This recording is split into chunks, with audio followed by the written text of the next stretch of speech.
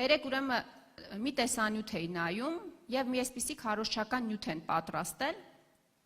Տեսանյութը հետեւյալի մասին է, պարոն նախագահ, որ ընդդիմադիրները, այդ թվում դուք պարոն նախագահ,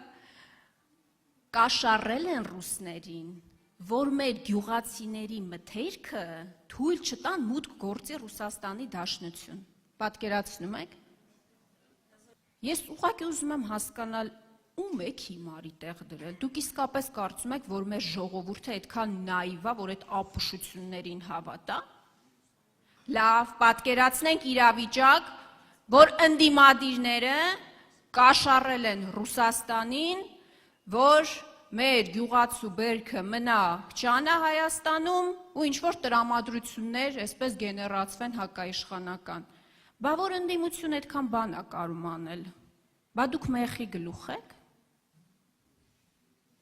Եթե ընդդիմությունը կարողանում է այդքան բան անի, բա դուք ով եք։ Դուք ով եք առհասարակ։ Իշխանություն եք, թե իշխանություն չեք։ Կամ այն օրը հայտարարում ասում է, ես ԵԱՏՄ-ում եղանակ ստեղծող երկրի ղեկավար եմ, լուրջ։ Այդ ինչ եղանակ է ստեղծել։ Այնց եղանակ է ստեղծել, որ այսօր Մեյմանդարի շուկայում հայտնի ֆուրերը կանգնած մարդիկ ջրի գնով իրենց